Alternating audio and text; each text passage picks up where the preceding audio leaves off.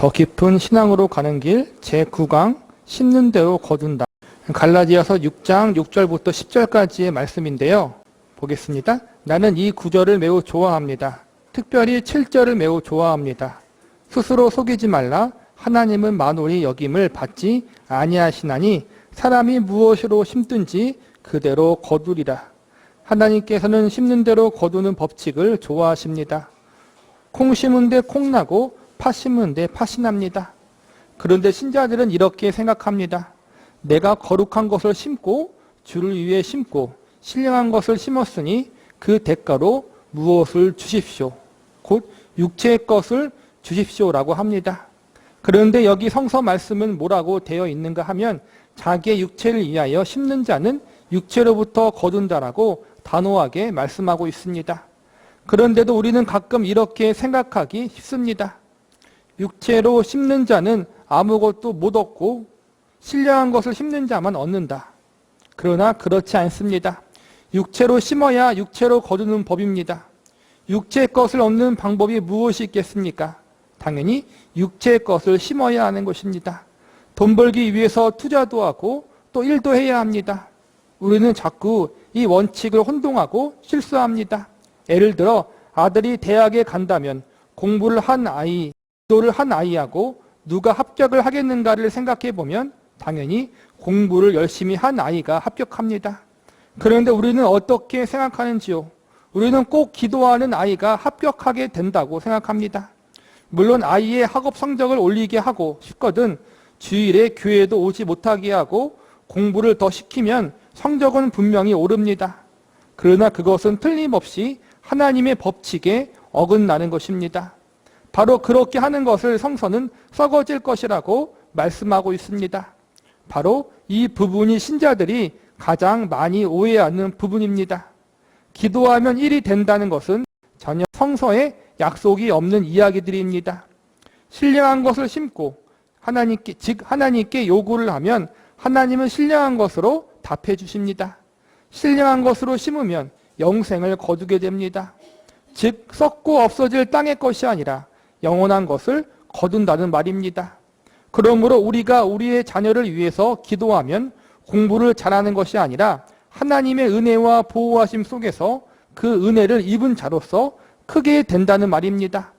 곧 공부는 잘할지 못할지는 공부에 관한 문제일 뿐 신령한 문제는 아니라는 것입니다. 정확한 말씀이에요.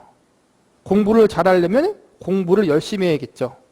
또 공부에 대한 재능도 필요하겠고 그럼 어느 정도 열심히 하면은 또 어느 정도까지 올라가겠죠. 우리는 어떻게 생각해요? 신자들은 기도 열심히 하고 교회 잘 나오고 말씀 많이 보면 알아서 공부는 잘한다. 기도 많이 하고 성경 말씀 많이 보고 교회 잘 나가면은 믿음이 좋아지는 거지 공부를 잘하는 건 아니에요, 여러분. 그 말이에요. 내가 신령한 것을 심었으니 신령한 믿음으로 받는 거라는 거예요. 육체의 것을 얻으려면은 육체의 노력을 해야 된다는 거예요. 또 우리는 혼동한다는 거예요. 육체를 열심히 했으면 아무것도 못 얻고 신령하게 영적으로 무언가를 했으면 하나님이 우리에게 육적인 것으로 보상한다. 그렇게 이상하게 알고 있다는 거예요. 아니라는 거예요. 아까 말했듯이 기도 많이 하고 우리가 열심히 신앙생활을 하면은 믿음이 좋아지는 거예요, 여러분. 공부를 안 하면은 공부는 못하게 되는 거고 물론 공부도 열심히 하고 기도도 잘하면 제일 좋죠. 이 두 가지를 잘하면 좋지만 또 공부에 크게 재능이 없는 사람이 열심히 기도한다고 해서 저절로 공부를 잘하게 되는 것은 아니라는 거예요.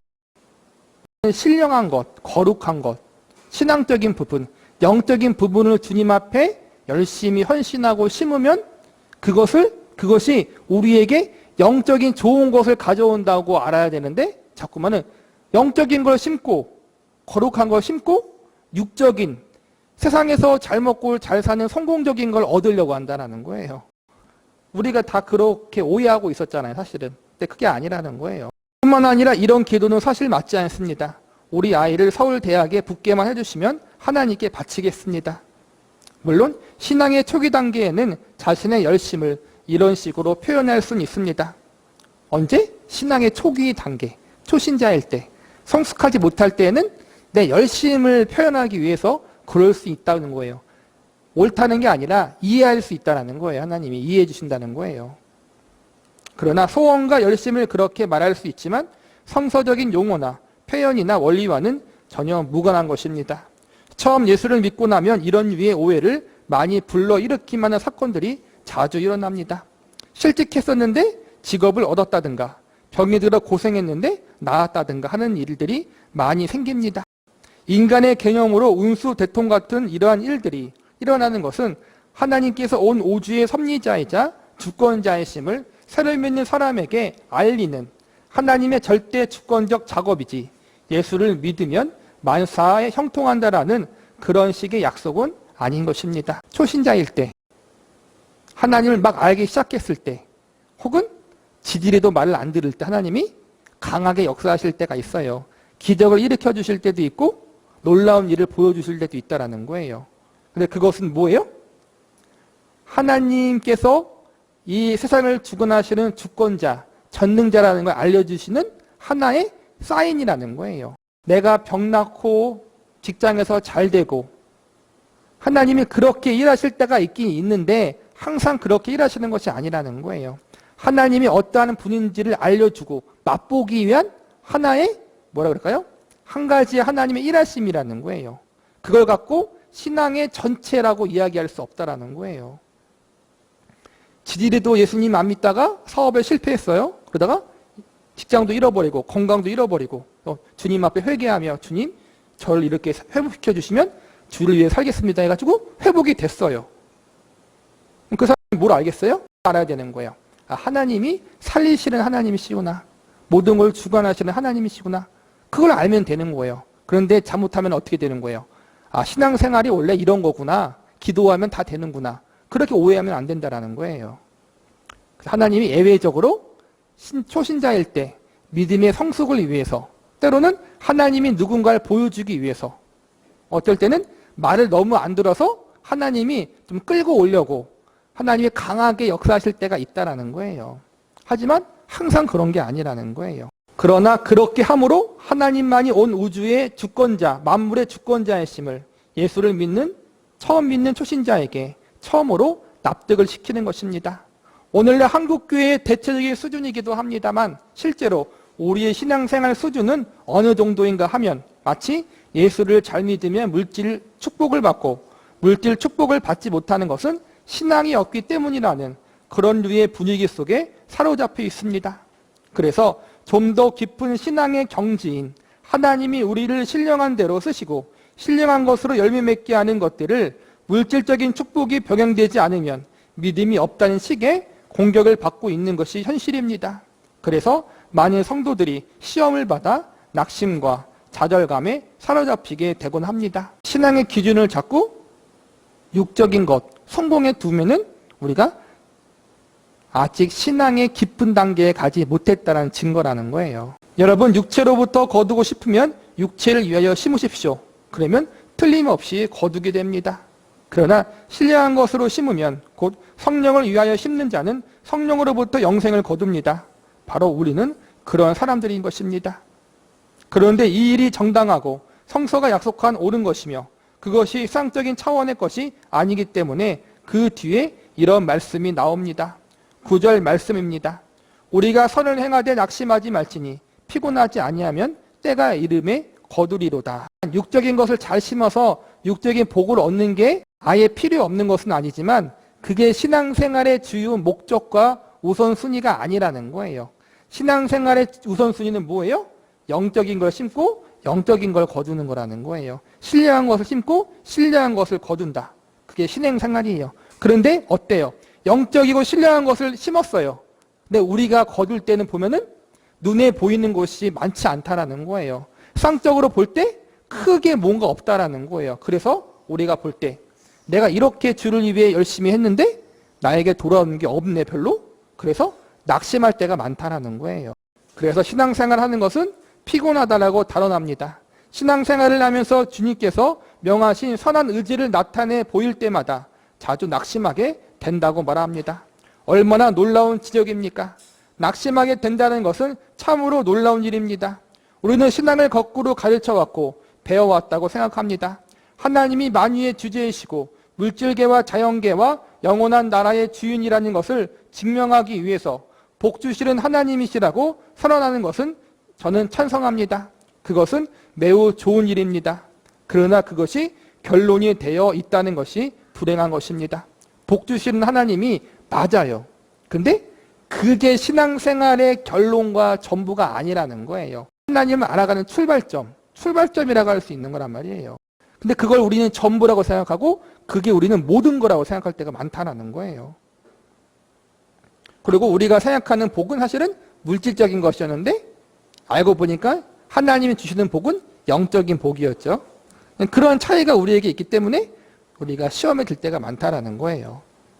그래서 잘못 살면 무슨 죄를 지어서 그런 일을 당하는 사람이 되고 어려운 일을 당하면 무엇인가 잘못한 일이 있다는 식으로 생각을 하게 된 것입니다. 그러나 그렇게는 못 갖다 붙입니다. 욥의 경우를 보십시오. 욥의 친구들이 욥에게 와서 이렇게 공격합니다. 너가 잘못하지 않고서야 너가 왜 고난을 받는단 말인가? 언제 하나님께서 범죄하지 않은 자들을 들어서 친 적이 있었는가? 이렇게 윽박지릅니다. 그러나 나중에 누가 옳았다고 성경이 판정하는가 하면 욥이 옳았다고 했습니다. 오히려 욥의 친구들이 틀렸다고 진술되어 있습니다. 욥도 사실 이 억울함 때문에 얼마나 완강하게 항거하는지 모릅니다. 나는 잘못한 게 없다. 그런데 왜 이 일을 내가 당해야 하는지 모르겠다. 그래서 10절에 놀라운 결론이 나옵니다. 그러므로 너희는 기회에 있는 대로 모든 이에게 착한 일을 하되 더욱 믿음의 가정들에게 할지니라. 그러니까 사실 솔직히 이야기하면 우리가 경험하는 많은 실패와 많은 넘어짐은 대부분은 우리의 잘못 때문이에요. 사실은 대부분 보면. 그러나 항상 그런 건 아니라는 거예요. 특별히 믿음의 사람들에게는 잘못과 상관없이 고난이 있고 어려움이 있고 환난이 있다는 것을 알려주고 있다는 거예요. 그러니까 내가 못해서 고난이 오는 건 당연하고 내가 잘해도 고난은 온다는 거예요. 믿음의 고난. 그래서 우리들에게 필요한 게 뭐예요? 10절 말씀. 기회에 있는 대로 착한 일을 하되. 착한 일은 뭐냐 하냐면 여러 가지가 있겠지만은 여기서는 격려라 그래요. 격려. 격려와 용기를 주는 일. 위로. 이것을 믿음의 가정들에게 하라. 그러니까 모든 사람들에게 착한 일을 하고 격려를 하고 용기를 주고 위로를 줘야 되는데 우선순위로 가까운 믿음의 사람들에게 더 위로하고 더 격려하고 더 그들을 위해서 기도하라는 거예요. 신자가 교만한 것과 낙심하는 것 중 어느 쪽 시험이 더 많을 것 같습니까? 물론 막상막합니다. 우리는 늘 교만합니다. 교만한 이유는 무지해서 그렇습니다. 왜냐하면 자기가 알고 있는 것이 전부인 것처럼 아무에게나 그 공식을 갖다 평가하기 때문입니다. 이렇게 하면 되는데 왜 안 하는 거야? 이렇게 나오게 됩니다. 다 우리가 이런 실수를 해봤잖아요. 더 기도하지, 더 헌신하지, 더 주님을 의지하지. 왜 그렇게 못해? 정답이 맞는 말이에요. 근데 맞는 말이 사람을 죽인다는 거예요. 여러 번 이야기했잖아요. 그게 교만이라는 거예요. 신앙생활을 인생 얼마나 살았다고? 내가 경험했던 것 모든 게 다 정답이라고 여기는 것. 그게 교만이라는 거예요. 그러나 살다 보면 세상 일이란 그렇지 않습니다. 더욱이 신앙생활이란 그렇게 단순하지 않습니다. 신앙생활이 쉽지 않다는 것은 무슨 뜻인가 하면 우리가 다 알지 못할 만큼 신앙은 깊고 풍성하다는 말입니다. 얼마큼 풍성해요? 죽을 때까지 다 몰라요, 여러분. 신앙의 풍성함은. 그러니까 그래서 성화는 우리가 성화의 완성은 주님 앞에 갈 때 이루어진다 그러잖아요. 죽을 때까지 우리는 완전한 성화가 되지 못하는 거예요. 그만큼 신앙의 깊이와 높이가 풍성하다라는 거예요. 근데 우리는 그 풍성함의 지극히 일부분만 경험하고 체험하고서 다 알았다라고 이야기하고 그렇게 교만하게 다른 사람들을 판단할 때가 많다라는 거예요.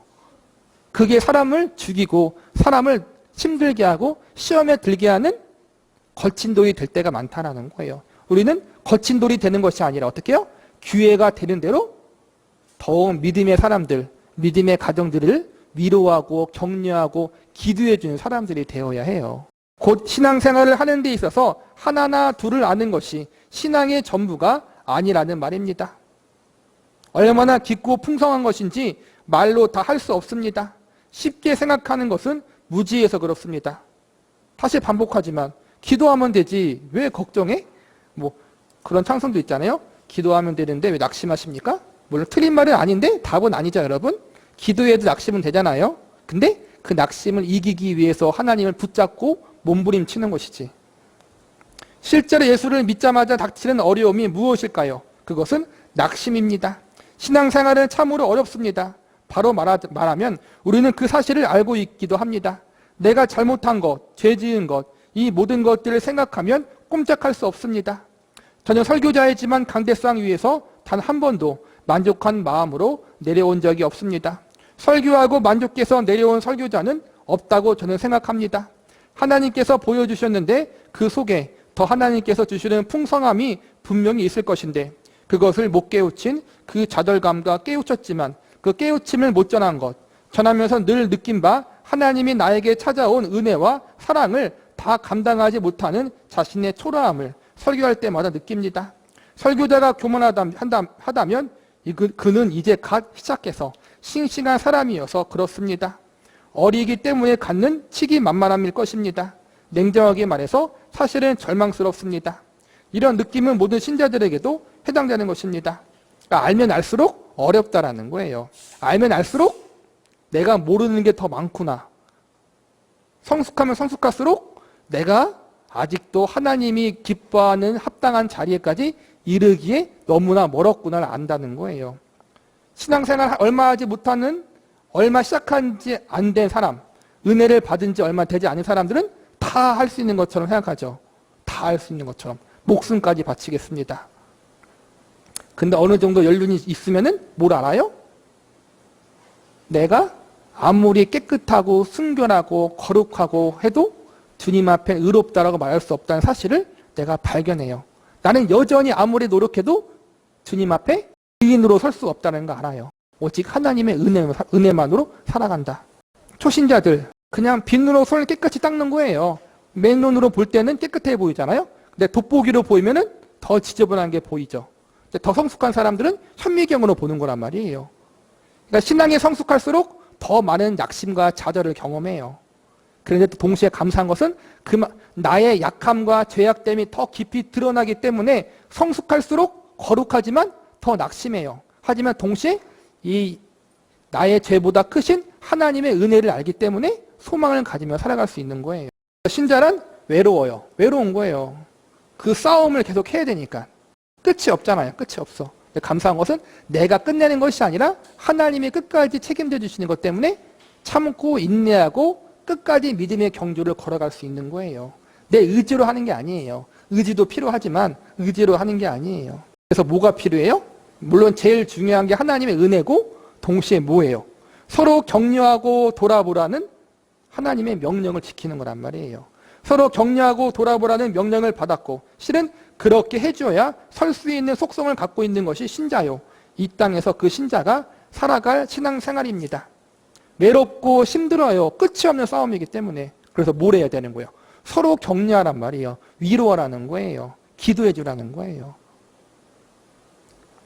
믿음의 사람들에게, 믿음의 가정들에게 더 마음을 쓰라는 거예요. 여기에 관한 근거 구절이 고린도전서 15장에 있습니다. 15장 50절부터입니다. 형제들은 내가 이것을 말하노니 혈과 육은 하나님 나라를 유업으로 받을 수 없고 또한 썩은 것은 썩지 아니할 것을 유업으로 받지 못하느니라. 보라 내가 너희에게 비밀을 말하노니 우리가 다 잠잘 것이 아니요 마지막 나팔의 순식간에 홀연히 다 변화하리니 나팔 소리가 나매 죽은 자들이 썩지 아니할 것으로 다시 살고 우리도 변화하리라. 이 썩을 것이 불갑을 썩지 아니할 것을 입겠고 이 죽을 것이 죽지 아니함을 입으리로다. 이 썩을 것이 썩지 아니함을 입고 이 죽을 것이 죽지 아니함을 입을 때는 사망이 이김에 삼킨 바 되리라고 기록된 말씀이 응하리라. 사망아 너의 이기는 것이 어디 있느냐? 사망아 너의 쏘는 것이 어디 있느냐?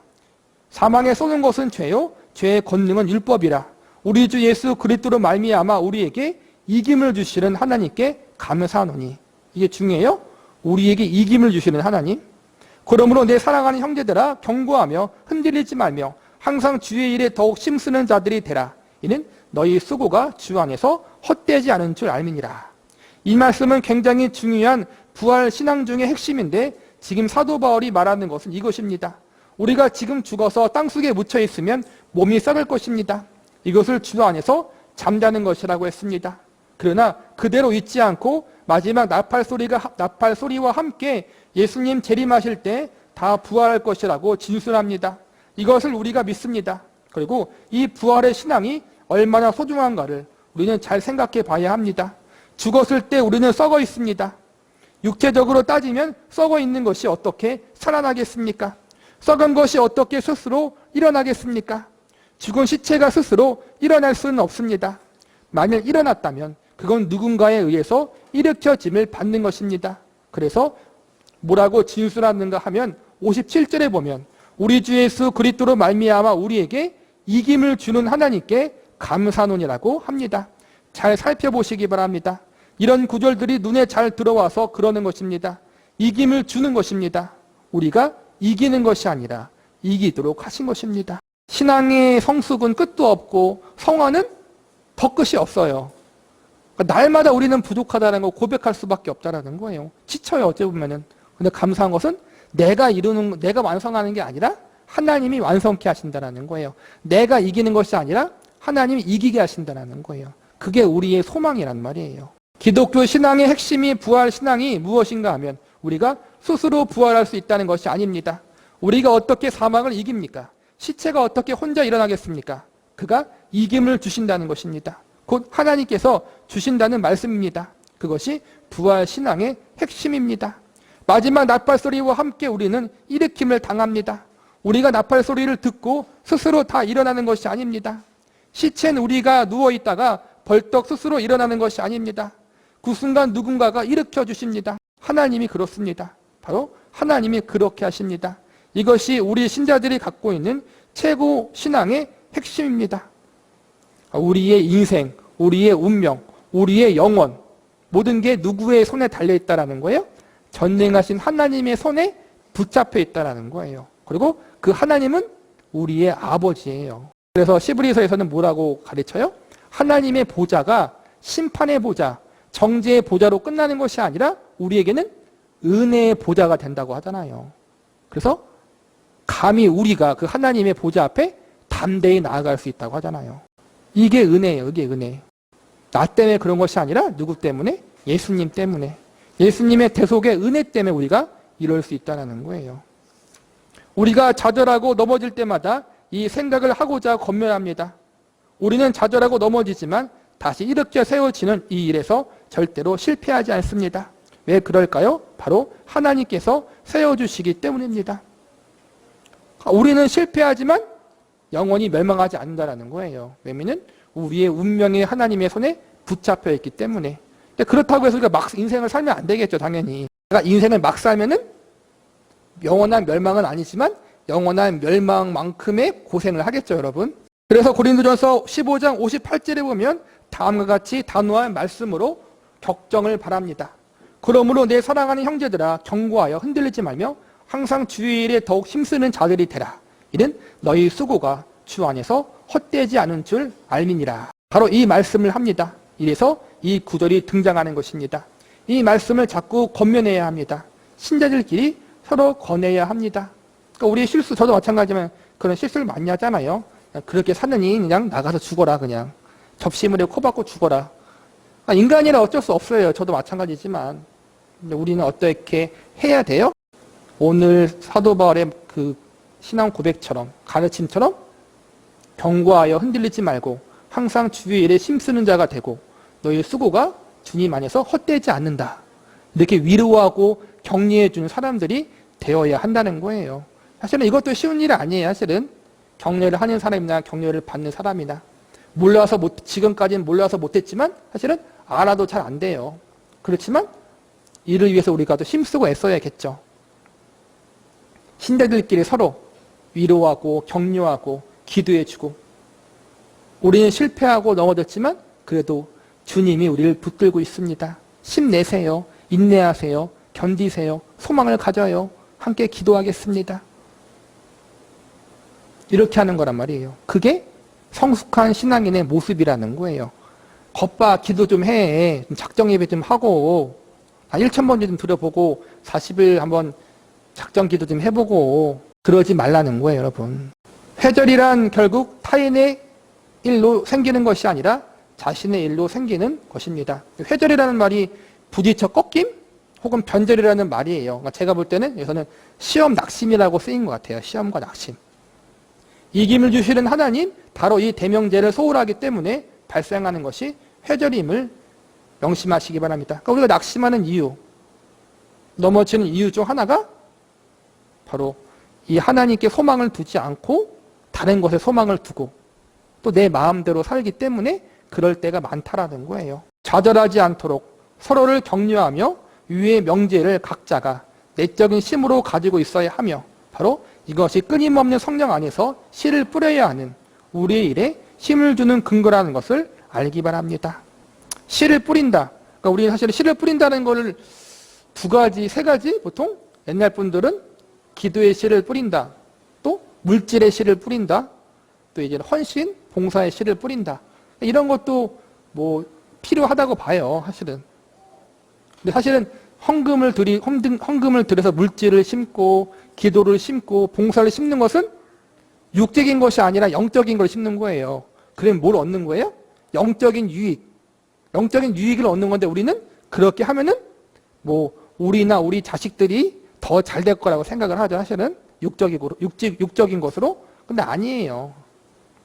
육적으로 잘 되기보다는 영적으로 잘 되는 게 있겠죠. 더 하나님께서 그의 삶을 붙들어 주셔서 더 성숙하게 하나님을 알아갈 수 있는 은혜를 더 부어주시고 그게 더 중요한 거잖아요. 그리고 우리 역시 뭐 물질, 기도, 또 뭐 봉사 그런 것도 중요하지만 또 한 가지 더해서 어떠한 씨를 뿌려야 돼요? 서로 믿음의 사람들에게, 믿음의 가정들에게, 믿음의 형제 자매들에게 더 격려하고 그들이 좌절하지 않도록 위로의 씨를 뿌리고 격려의 씨를 뿌릴 수 있는 사람들이 되어야 해요. 지금 당신은 힘들지만 하나님이 붙잡고 있습니다. 제가 기도하겠습니다. 우리의 수고가 헛되지 않을 겁니다. 하나님은 다 알고 계셔요. 그렇게 위로의 씨앗을 뿌리고 격려의 씨앗을 뿌릴 수 있는 그 성숙의 자리에까지 갈 수 있는 저와 여러분이 되시기를 바라겠습니다.